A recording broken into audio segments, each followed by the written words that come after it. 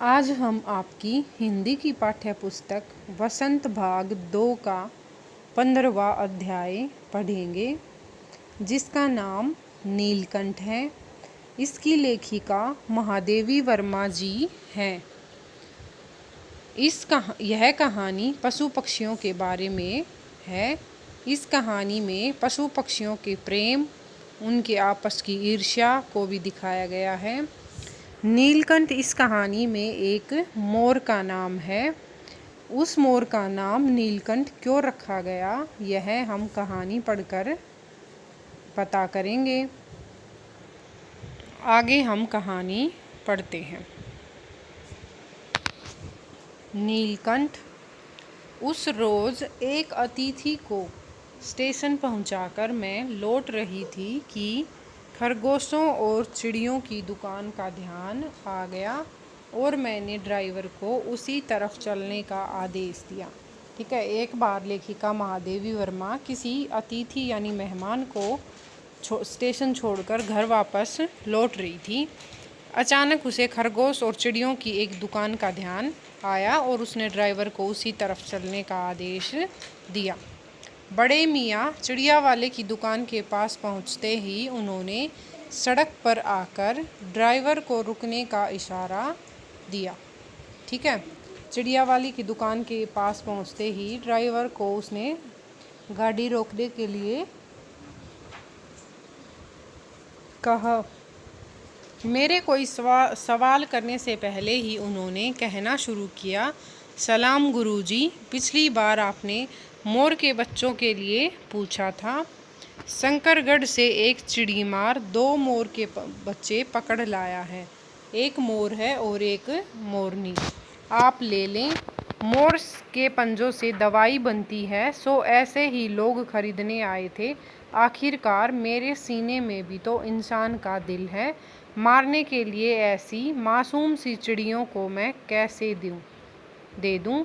टालने के लिए मैंने कह दिया, गुरुजी ने मंगवाए हैं। वैसे यह कमबख्त धंधा ही खराब है। बस पकड़ो और उनको मार दो। ठीक है, तो जिस दुकान पर लेखिका गई थी उस दुकानदार ने कहा कि आपने मुझसे मोर के बच्चों के बारे में पूछा था, तो शंकरगढ़ नामक कोई जगह है, वहाँ से एक चिड़ियों को मारने वाला 2 मोर के बच्चों को पकड़कर लाया था।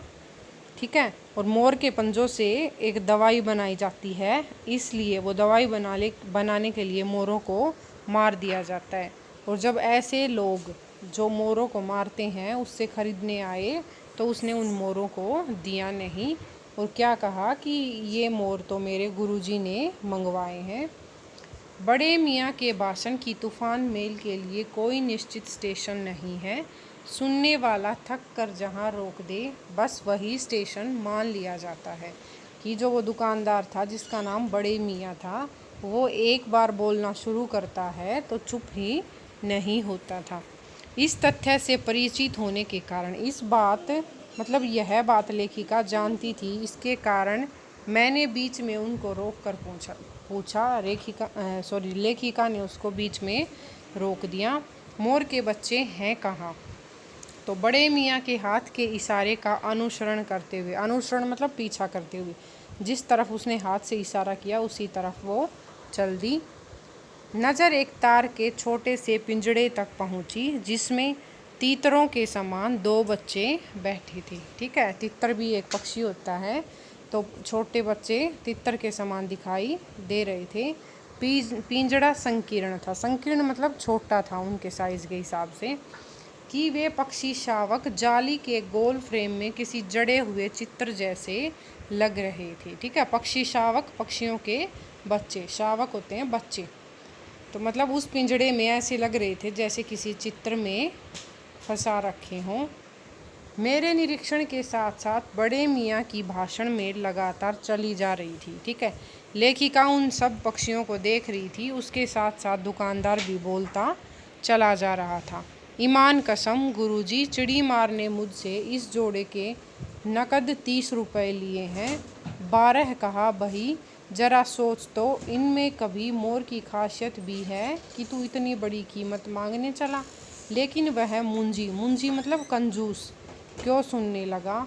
आपका ख्याल करके अछता पछता कर देना ही पड़ा। अब आप जैसा मुनासिब समझे, मुनासिब मतलब उचित समझे, ठीक समझे। अस्तु 30 चिड़ी मार के नाम और 5 बड़े मियाँ के ईमान के देकर जब मैंने वह छोटा सा पिंजड़ा कार में रखा, तब वह जाली के चौकटे का चित्र जीवित हो गया। ठीक है, तो उसने वो कितने रुपए में खरीदे? 35 रुपए में। दोनों पक्षी शावकों के छटपटाने से लगता था जैसे पिंजड़ा ही सजीव और उड़ने योग्य हो गया था। ठीक है। घर पहुंचने पर सब कहने लगे तितर है, मोर कहकर उसने ठग लिया है। जब लेखिका उनको लेकर घर पहुंची तो सब क्या कहने लगे कि मोर कहकर उसने आपको ठग लिया है दुकानदार ने, ये मोर नहीं तितर के बच्चे हैं। कदाचित कई बार ठगे जाने के कारण ही ठगे जाने की बात मेरे चिढ़ जाने की बड़ी दुर्बलता बन गई है। अप्रसन्न होकर, दुखी होकर मैंने कहा, मोर के क्या सुरखाब के पंख लगे हैं तो पक्षी ही। ठीक है, सुरखाब मतलब गहरे रंग के। चिढ़ा दिया जाने के कारण ही संभवतः उन दोनों पक्षियों के प्रति मेरे आचार व्यवहार और यत्न मतलब कोशिश में कुछ विशेषता आ गई। पहले अपने लिखने पढ़ने के कमरे में उनका पिंजड़ा रखकर उसका दरवाज़ा खोला, फिर 2 कटोरों में सत्तू की छोटी छोटी गोलियां और थोड़ा पानी रखा। लेखिका ने क्या किया कि जिस कमरे में लेखिका पढ़ती थी उस कमरे में उन दोनों को पिंजड़े से बाहर निकाला और 2 कटोरों में सत्तू की छोटी छोटी गोलियां और थोड़ा पानी उनके खाने पीने के लिए रख दिया। वे दोनों चूहेदानी जैसे पिंजड़े से निकलकर कमरे में जैसे खो गए। कभी मेज़ के नीचे घुस गए, कभी अलमारी के पीछे। मतलब इतने छोटे से पिंजड़े में कई देर से बंद थे वो, कई दिनों से, तो बहुत तंग हो गए थे और बाहर निकलते ही उन्होंने उछलना कूदना शुरू कर दिया। आखिर में इस लुका छिपी से थक कर उन्होंने मेरे रद्दी कागज़ों की टोकरी को ही अपने नए बसेरे का गौरव प्रदान किया। ठीक है, जब वो घूम घूम कर थक गए, लुका छिपी खेल कर थक गए, तो जो लेखिका के रद्दी कागज़ थे लिखे हुए, उनकी टोकरी में उन्होंने रहना शुरू कर दिया। 2-4 दिन वे इसी तरह दिन में इधर उधर गुप्तवास करते और रात में रद्दी की उस टोकरी में प्रकट होते रहते। ठीक है, 3-4 दिनों तक उन्होंने क्या किया कि इधर उधर छुप कर रहते और रात को उस रद्दी की टोकरी में आकर सो जाते। फिर आश्वस्त हो जाने पर, आश्वस्त मतलब विश्वास हो जाने पर, ठीक है, शुरू में वो डरते थे और छुप छुप कर रहते थे लेखिका से, लेकिन 3-4 दिन में उनको विश्वास हो गया तो वे कभी मेरी कुर्सी, कभी मेज़ पर और कभी मेरे सिर पर अचानक आविर्भूत होने लगे। आविर्भूत होना मतलब प्रकट होना। जब वो लेखिका के साथ घुल मिल गए, वो लेखिका से डरते नहीं थे, तो कभी लेखिका की मेज़ पर चढ़ जाते, कभी उसकी कुर्सी पर चढ़ जाते, तो कभी लेखिका के सिर पर बैठ जाते। खिड़कियों में तो जाली लगी थी पर दरवाज़ा निरंतर बंद रखना पड़ता था। निरंतर मतलब लगातार, हर रोज़। खुला रहने पर चित्रा मेरी बिल्ली, चित्रा किसका नाम है? लेखिका द्वारा पाली गई बिल्ली का नाम, इन नवागंतुकों का पता लगा सकती थी। नवागंतुक जो नए नए आए हों, नवागंतुक क्या होता है? नए नए आने वाले। तो बिल्ली इनका पता लगा सकती थी और फिर उसके शोध का क्या परिणाम होता यह अनुमान करना बिल्कुल कठिन नहीं है। वह इन छोटे बच्चों को खा भी सकती थी। जैसे वह चूहों पर भी आक्रमण नहीं करती, किंतु यहाँ तो 2 सर्वथा अपरिचित पक्षियों की अनधिकार चेष्टा का प्रश्न था। ठीक है, उसके लिए दरवाज़ा बंद रहा और ये दोनों ऐरे गैरे मेरी मेज़ को अपना सिंहासन बना लें। ऐसी स्थिति चित्रा जैसे अभिमानिनी मार्जारी के लिए असहनीय ही कही जाएगी। ठीक है, कि ये दोनों उस बिल्ली के बारे में नहीं जानते थे और अगर बिल्ली इनको देख लेती कि मेरे सिंहासन की मतलब मेरे मेज़ पे बैठी है, कुर्सी पे बैठी है तो वो बिल्ली मतलब अपना अधिकार लेखिका पर समझती थी। अगर वह और किसी को उनके आसपास घूमता हुआ देखती तो वो चिढ़ जाती थी। ठीक है, अभिमानिनी क्या होती है? घमंड करने वाली। ठीक है, और ये चीज़ें वो सहन नहीं कर पाती। असहनीय सहन नहीं कर पाना। जब मेरे कमरे का कायाकल्प चिड़िया खाने के रूप में होने लगा, तब मैंने बहुत कठिनाई से दोनों चिड़ियों को पकड़कर जाली वाले बड़े घर में पहुंचाया, जो मेरे जीव जंतुओं का सामान्य निवास है। ठीक है, जब लेखिका का कमरा चिड़िया खाने के रूप में बदल गया, तो लेखिका ने बहुत कठिनाई से दोनों को पकड़कर जाली वाले बड़े घर में पहुंचा दिया, जहां वो लेखिका अपने द्वारा पाले गए जीव जंतुओं को रखती थी। उनका सामान्य निवास स्थान था वो। दोनों नवागंतुकों ने पहले से रहने वालों में ठीक वैसा ही कुतूहल मतलब जोश, शोर शराबा जगाया जैसा नववधू के आगमन पर परिवार में स्वाभाविक है। मतलब जब वो दोनों मोर के बच्चे नए घर में गए, तो जैसे घर में नई दुल्हन आती है तब कुतूहल जागता है परिवार में, वैसे ही सब लोग उनको देखने के लिए आ रहे थे। और लक्का कबूतर नाचना छोड़कर दौड़ पड़ा। ठीक है, लक्का कबूतर नाच रहा था और वो अपना नाचना छोड़ छाड़ के उनको देखने के लिए दौड़ पड़ा और उनके चारों तरफ घूम घूम कर गुटर गूं की रागनी अलापने लगा। ठीक है, उन दोनों के चारों तरफ घूमने लगा और गुटरगू करने लगा। गुटरगू क्या होती है? कबूतर की ध्वनि को गुटरगू कहा जाता है। बड़े खरगोश सभ्य सभासदों के समान क्रम से बैठकर बड़े ही गंभीर भाव से उनका निरीक्षण करने लगे। जिस प्रकार घर में बड़े लोग दूर बैठकर आराम से हर व्यक्ति का निरीक्षण करते हैं, उसी प्रकार खरगोश भी, ठीक है, बड़े व्यक्तियों की तरह लाइन में बैठकर उनका निरीक्षण, उनको देखने लगे। उनकी गेंद जैसे छोटे खरगोश उनके चारों तरफ उछल कूद मचाने लगे। ठीक है, जो छोटे छोटे खरगोश थे वो उनके चारों तरफ उछल कूद मचाने लगे और तोते मानो भली भांति देखने के लिए एक आंख बंद करके उनका निरीक्षण करने लगे और तोते भी उनको देखने लगे। उस दिन मेरे चिड़ियाघर में भूचाल आ गया था। फिर धीरे धीरे दोनों मोर के बच्चे बढ़ने लगे। उनका कायाकल्प ठीक वैसा ही कर्मश और रंगमय था जैसा इल्ली से तितली का बनना। ठीक है, जैसे तितली शुरू में होती है तो रंग बिरंगी दिखाई नहीं देती है, बाद में जैसे जैसे उसकी ग्रोथ होती है, बढ़ती जाती है, तो रंग बिरंगी होने लगती है। उसी प्रकार मोर का भी कायाकल्प हो गया। जब मोर छोटे थे तो कैसे लगते थे? तीतर के बच्चों की तरह, और जब उनकी वृद्धि होने लगी तो वो क्रमशः रंगमय रंगीन होते गए। मोर के सिर की कलगी और ऊंची, सघन और चमकीली हो गई।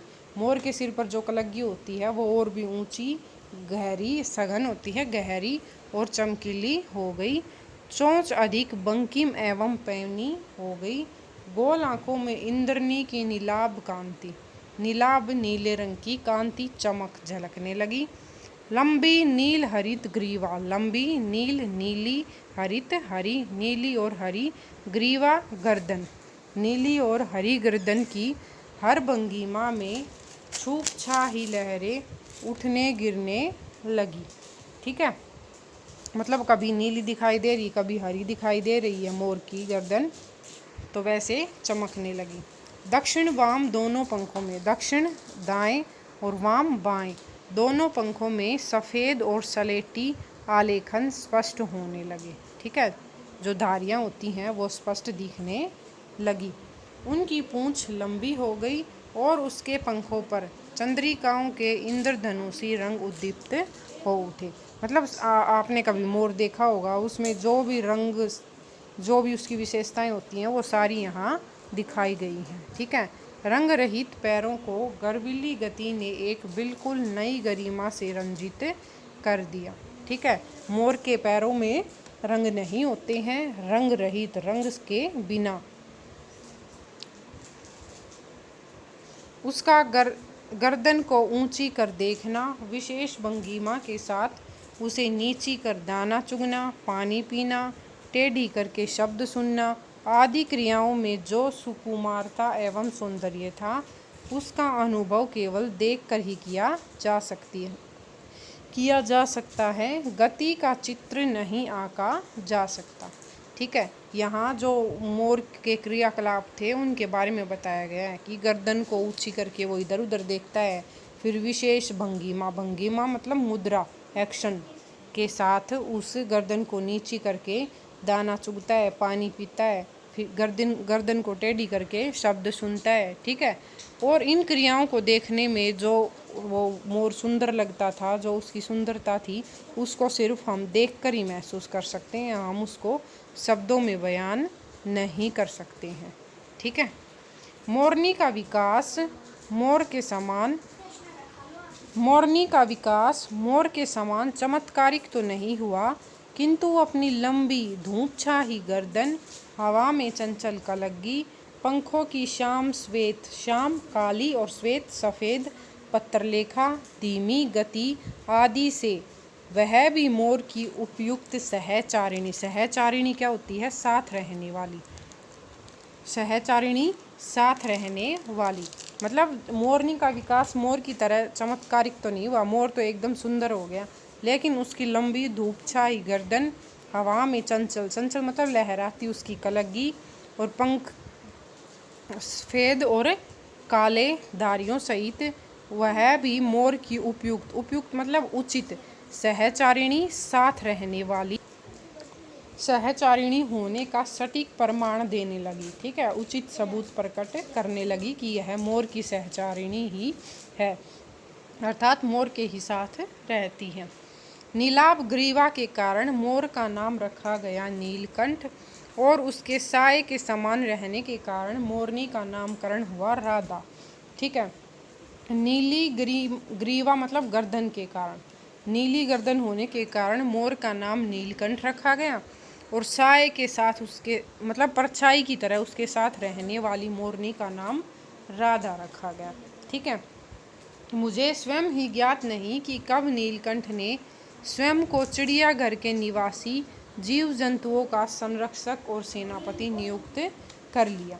ठीक है, वहाँ रहते रहते लेखिका को भी यह पता नहीं चला कि नीलकंठ ने कब अपने आप को जो चिड़ियाघर के अन्य निवासी थे उनका संरक्षक और सेनापति नियुक्त कर लिया, मतलब उनकी सारी देखभाल करने वाला, उनकी रक्षा करने वाला वह मोर बन गया।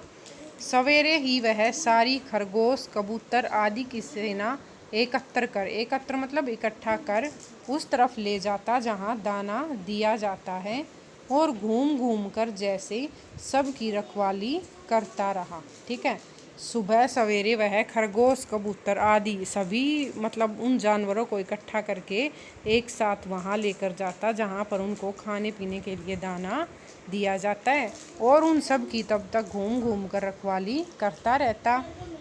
अगर किसी ने कुछ गड़बड़ की और वह अपने तीखे चंचू प्रहार से उसे दंड देने दौड़ा। अगर कोई भी पशु पक्षी कुछ गड़बड़ करता तो वह तीखे चंचू प्रहार मतलब अपनी तीखे नुकीली चोंच से उस पर आक्रमण कर देता और उसे दंड देने के लिए तैयार रहता। ठीक है, खरगोश के छोटे बच्चे को वह अपनी चोंच से उनके कान पकड़कर ऊपर उठा लेता था। जो खरगोश के छोटे बच्चे थे, जब वो कुछ गड़बड़ करते तो वह चोंच से उनके कान पकड़ लेता और उनको ऊपर उठा लेता था, और तब वे आर्तक्रंदन न करने लगते। आर्तक्रंदन मतलब पीड़ा से नहीं कराने लग जाते, रोने नहीं लग जाते, तब तक उन्हें अधर में ही लटकाए रखता था, ऊपर उठाए रखता था। कभी कभार उसकी पैनी चोंच से खरगोश के बच्चों का कर्णवेद संस्कार भी हो जाता। कर्णवेद संस्कार क्या होता है? इसमें कानों को बींधा जाता है, कानों में छेद किया जाता है। ठीक है, तो कभी कभार जब वो अपनी नुकीली चोंच से उसके खरगोश के बच्चों के कानों को पकड़ता तो कानों में छेद हो जाता था, लेकिन वे फिर कभी उसे क्रोधित होने का मौका न देते थे। ठीक है, लेकिन उसके बाद वो दोबारा कभी कोई गड़बड़ नहीं करते थे।